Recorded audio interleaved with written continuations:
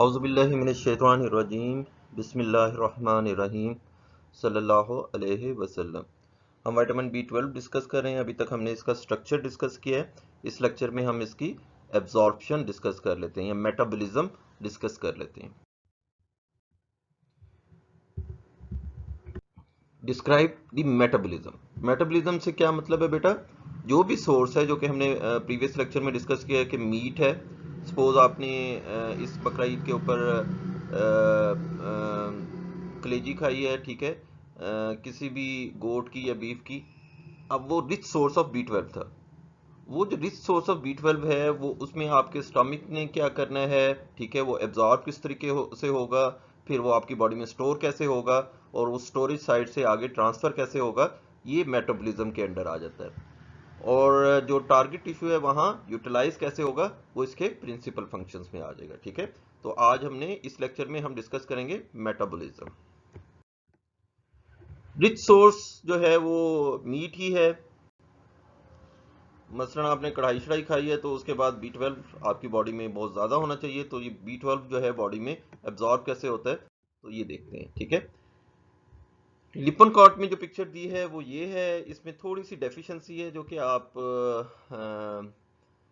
Guyton वगैरह में definitely physiology में जब ये चीज़ पढ़ेंगे तो उसमें डिस्कस कर लेंगे। होता क्या है बेटा, ये GIT है। इसको ज़रा फर्दर मैग्नीफाइंग कर लेते हैं। ओके, ये स्टोमिक है आपका, ये स्टोमिक की लाइनिंग है, ये स्मॉल इंटेस्टाइन है, इसमें आइलियम है। ठीक है, ये आपका आइलियम की सेल्स ज़्यादा मैग्नीफाइंग करके दिखाएं हैं। ये ब्लड का पोर्शन है और ब्लड में ये प्रोटीन है। ठीक है, ये सारी पिक्चर की होल जो है वो डिस्क्रिप्शन है। यहाँ जो है, जो इसोफिगस से पहले भी इसकी एक्टिविटी स्टार्ट हो जाती है। सपोज जो भी गोश्त आपने खाया, अब यहाँ स्लेवरी ग्लैंड होते हैं, वहाँ आर बाइंडर नाम की एक चीज होती है। स्लेवरी ग्लैंड में आर बाइंडर रिलीज होंगे, साथ ही B12 आप ब्लूइश कलर में यहाँ देख लें। ठीक है, B12 आएगा, यहाँ जो है आर बाइंडर इसके साथ अटैच हो जाएगा। आर बाइंडर का काम क्या है कि यहाँ आपको पता है स्टोमिक की pH बहुत ज़्यादा होती है। ठीक है, एसिडिटी बहुत ज़्यादा होती है, ऑलमोस्ट 1 तक भी जा सकती है। तो यहाँ इसको सेव करने के लिए आर बाइंडर इसके साथ अटैच रहेगा। मीनवाइल यहाँ हमारे पास पेराइटल सेल्स हैं। Parietal cells hydrochloric acid release करेगा, साथ ही इंट्रिंसिक फैक्टर रिलीज कर देगा। सपोज ये येलो वाले पेराइटल सेल्स हैं, ये इंट्रिंसिक फैक्टर रिलीज किया और साथ ही हाइड्रोक्लोरिक एसिड रिलीज कर दिया। हाइड्रोक्लोरिक एसिड यहाँ नहीं दिखाया हुआ। यहाँ इंट्रिंसिक फैक्टर और B12 का अभी तक कोई इंट्रैक्शन नहीं होगा, ये साथ ही ट्रेवल करेंगे, चर्निंग मूवमेंट्स होंगी, तो ये आपकी आइलियम में आ जाएगा, स्मॉल इंटेस्टाइन में आ जाएगा। स्मॉल इंटेस्टाइन में आपको पता है पेंक्रियाटिक स्क्रीशंस आ जाती हैं, और पेंक्रियाटिक स्क्रीशंस और एसिडिटी का सडनली जो है यहाँ फायरमैन हमारा होता है कोलिसिस्टोकाइनिन, वो एकदम जो है इस हाई एसिडिक पीएच को टुवर्ड्स अल्कलाइन शिफ्ट कर देता है। ठीक है, बाइकार्बोनेट यहाँ से रिलीज होंगे और अल्कलाइन शिफ्टिंग हो जाएगी। अब यहाँ जो है आर बाइंडर यहाँ से डिटैच हो जाएगा। आर बाइंडर का यहाँ अब कोई काम नहीं रहा गया कि उसने एसिडिटी से, यहाँ अब एसिडिटी है ही नहीं, तो उसने इसको सेव भी नहीं करना। आर बाइंडर यहाँ से डिटैच हुआ और इंट्रिंसिक फैक्टर के साथ in small intestine B12 attach हो जाएगा। अब ये कॉम्बिनेशन होना क्यों ज़रूरी है, यहाँ आपको इसकी वजह टर्मिनल आइलियम में मिलेगी। ये क्यूबुलिन रिसेप्टर्स हैं, विटामिन B12 के रिसेप्टर्स हैं। यहाँ ये इंटेस्टाइन का एक सेल है सपोज, इसके ऊपर रिसेप्टर्स होते हैं। ये रिसेप्टर्स किसको पहचानते हैं बेटा? एब्जॉर्ब तो उन्होंने B12 को करना है, लेकिन इनकी आइडेंटिटी जो है, जो इन्होंने गेट पास देखना है, वो सिर्फ इंट्रिंसिक फैक्टर को देखना है। अगर यहाँ B12 के साथ इंट्रिंसिक फैक्टर नहीं है, यानी कि इसके पास कॉलेज कार्ड नहीं है और कॉलेज कार्ड ये है, तो इसको एंट्री नहीं मिलेगी। ठीक है, ये इस गेट से एंट्री नहीं मिलेगी। क्यों? क्योंकि रिसेप्टर्स जो है वो क्यूबिलिन जो रिसेप्टर्स हैं वो सिर्फ इंट्रिंसिक फैक्टर के हैं, B12 के नहीं है। B12 अगर यहाँ अकेला पहुंच जाता है तो वो यहाँ एब्जॉर्ब नहीं होगा। एब्जॉर्ब नहीं होगा तो डायरिया हो जाएगा और वो लॉस हो जाएगा। मैं बार बार एक बात आपको समझाता हूँ कि जो भी चीज़ आपने खा ली, मसलन B12 गोश्त खा लिया था, तो वो अभी तक आपका नहीं हुआ जब तक वो ब्लड में नहीं पहुंचा, ठीक है। जब तक वो ब्लड में नहीं पहुंचा वो किसी भी किस्म का मेटाबॉलिज्म वो नहीं कर सकता, इंटेस्टाइन में रह के कुछ भी नहीं वो कर सकता। यहाँ हम ये भी देख लेते हैं कि लोग हीरोइन के कैप्सूल वगैरह खा लेते हैं और बाद में जाके जब वो डायरिया वगैरह करवा के उन्हें वो कैप्सूल निकलवा लेते हैं, तो उसमें क्या होता है कि क्योंकि हीरोइन उनकी किसी अभी तक ब्लड में नहीं गई, तो उसको आप रिकवर कर सकते हैं। इसी तरह कोई सिक्का वगैरह को बच्चे खा लेते हैं। तो ये सब चीज़ें इंटेस्टाइन में जो है इट डजंट मीन कि वो आपके मेटाबॉलिज्म का है। मेटाबॉलिज्म का उसी वक्त होगा जब वो ब्लड में आता है। तो एब्जॉर्प्शन जो है वो बहुत एक इम्पॉर्टेंट फिनोमिना है किसी भी माइक्रो न्यूट्रिएंट की यूटिलाइजेशन में। अब हम यहाँ बात कर रहे थे कि B12 आया, इसके साथ इंट्रिंसिक फैक्टर अटैच है, इंट्रिंसिक फैक्टर की वजह से इंटेस्टाइन में आ गया, इंटेस्टाइन के सेल से पास थ्रू होके जो है ये ब्लड में आया, और ब्लड में यहाँ हमारे पास प्रोटीन होती है ट्रांसकोबालामिन 2, ठीक है, ट्रांसकोबालामिन 2। ट्रांसकोबालामिन 2 के साथ ये अटैच होके लीवर के पास चला जाता है, जहां इसकी स्टोरेज फॉर्म भी है, आधा स्टोर हो जाता है और आधा बाकी बॉडी को डिलीवर हो जाता है। और इसकी स्टोरेज बहुत ज़्यादा है बॉडी में, तकरीबन 3 से 4 साल जो है लीवर के पास इतनी स्टोरेज होती है कि 3 से 4 साल अगर इंसान गोश्त ना खाए तो वो उसको जो इसके मेटाबॉलिक फंक्शन है वो परफॉर्म करवा सकता है बॉडी से। तो ये इसकी एब्जॉर्प्शन थी। इसमें कुछ इंटरेस्टिंग फैक्ट्स हैं, वो भी देख लेते हैं। ये तो है बेटा इंट्रिंसिक फैक्टर, ठीक है। यहां आप देखें एक इस इंट्रिंसिक फैक्टर, तो एक्सट्रिंसिक फैक्टर क्या हुआ, जो चीज बाहर से आ रही है, ठीक है, जो चीज बाहर से आ रही है। तो पुराना नाम B12 का वो एक्सट्रिंसिक फैक्टर भी था, लेकिन अब इस नाम से इसको कोई भी नहीं याद करता।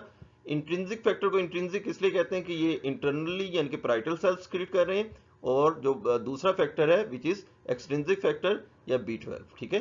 लेकिन B12 जो है एक्सट्रिंसिक फैक्टर के नाम से अब कहीं भी याद नहीं रखा जाता। जो चीज आप फिजियो में पढ़ेंगे that is haptocorrin, transcobalamin 1, R R binder, ठीक है, आर बाइंडर भी इसका चौथा नाम है। ये सारे क्या हैं, ये वही आप देख रहे हैं कि जो ऊपर से सलेवरी ग्लैंड से जो है इसके साथ ट्रैवल करते आए हैं, फिगोसाइट्स वगैरह में भी होते हैं। तो एनीवेज ये यहाँ मिसिंग है, इस वजह से मैंने सोचा ये भी यहाँ आपको बताता चलें, अदरवाइज आप फिजियोलॉजी में इसको डिस्कस कर लेंगे। Haptocorrin, R binder, cobalophilins, R transcobalamin 1। Transcobalamin 2 कहाँ देखी थी, वो हमने ब्लड में देखी थी, जो कि इसको ब्लड में अटैच करती है। एक निमोनिक भी है यहाँ PHI, याद रखिएगा कि पैराइटल सेल जो है वो हाइड्रोक्लोरिक एसिड स्क्रीट करते हैं और इंट्रिंसिक फैक्टर स्क्रीट करते हैं। हमने एब्जॉर्प्शन जो है डिस्कस कर रहे हैं विटामिन B12 की, तो यही जो है हम काजेज ऑफ डेफिशिएंसी भी डिस्कस कर लेते हैं।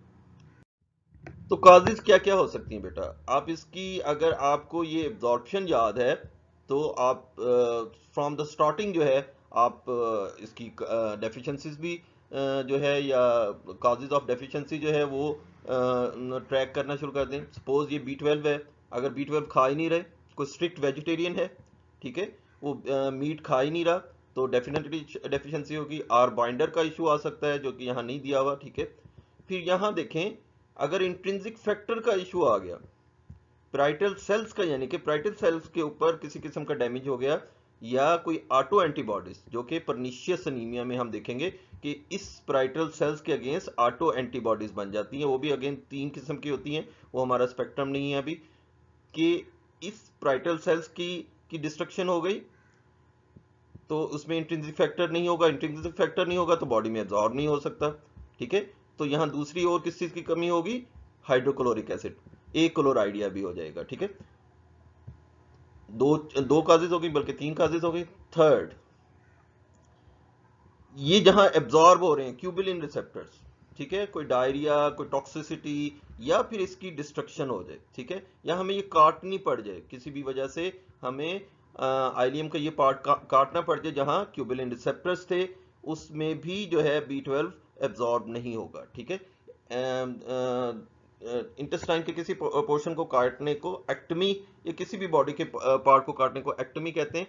तो आइलियम की अगर को काटना पड़ जाए जो कि बम्प इंजरी में हो जाता है, कोई ब्लाइंड इंजरी हो जाती है, पेट के ऊपर कोई चीज़ लग जाती है, जोर से मुक्का ही लग जाता है, तो एट टाइम्स ये काटनी पड़ जाती है, ठीक है, नेक्रोसिस हो जाती है, तो उसमें भी B12 डेफिशिएंसी होगी। या आजकल बेराटिक सर्जरी हो रही है, वो मोस्टली इस स्टेज के ऊपर स्टेपल किया जाता है, ठीक है, तो उसमें पाराइटल सेल्स मोस्ट ऑफ टाइम जो है वो कंप्रोमाइज होते हैं उसका फंक्शन, तो उसमें भी हमें जो है फिर B12 देना पड़ता है। पेट को कम करने के लिए, मोटापे को कम करने के लिए लोग आजकल जो है वो स्टिच करवाते हैं, स्टोमिक स्टेपल करवाते हैं, तो उसमें भी हो सकता है। फिफ्थ कि यहाँ ट्रांसकोबालामीन था, ये प्रोटीन इन नेचर है। ट्रांसकोबालामीन की कोई म्यूटेशन हो जाए, इस प्रोटीन की जेनेटिक म्यूटेशन हो जाए, या फिर हमारा लीवर कंप्रोमाइज हो, ठीक है, जो कि HCL वगैरह, हेपेटाइटिस C वगैरह में हम देखते हैं, ठीक है, सिरोसिस ऑफ द लीवर हो जाता है, तो इस पोजीशन के ऊपर किसी किस्म का कंप्रोमाइज हो जाए, ट्रांसकोबालामीन नहीं होंगी, तो इसको कैरी करके लीवर के पास लेके जाने वाला कोई नहीं होगा। तो यही काजेज यहाँ लिखी हुई हैं। डाइटरी डेफिशिएंसी हो सकती है, यानी कि स्ट्रिक्ट वेजिटेरियन हो सकते हैं, एट्रोफिक गैस्ट्राइटिस हो सकता है, एच पाइलोराई भी जो है, एच पाइलोराई जो है हमारे बहुत कॉमन है, गोलगप्पे वगैरह जो बच्चे खाते हैं या बाहर की जितनी भी चीज़ें, तो उसमें एच पाइलोराई जो है इन्फेक्शन होती है, 90% हमारी कम्युनिटी में कॉमन है, वो भी पैराइटल सेल्स को डैमेज कर सकती है। ऑटोइम्यून, जिसमें पर्नीशियस अनीमिया हम देखेंगे। गैस्ट्रेक्टमी की भी काजेज हमने देख ली कि बताते खुद हमें स्टोमिक को काटना पड़ जाता है किसी इंजरी में या किसी टॉक्सिसिटी में, या फिर ब्रियाटिक सर्जरी हो रही है। आइलियक्टमी, ठीक है, आइलियम के पार्ट को काटना पड़ जाए, उसमें हो सकता है ट्रांसकोबालामिन डेफिशिएंसी, ठीक है। और फोर्थ जो बहुत कॉमन है, एक पैरासिटिक इन्फेक्शन होती है, वो यहीं रिजाइड करता है, वो parasite blind loops of the ileum में, तो वो भी कम्पिटिटिवली जो B12 इन्होंने लेना होता है वो यहाँ बैठ के वो खाता रहता है, ठीक है, तो उसकी वजह से भी विटामिन B12 डेफिशिएंसी हो सकती है। तो आज के लेक्चर में हमने मेटाबॉलिज्म ऑफ B12 डिस्कस किया है।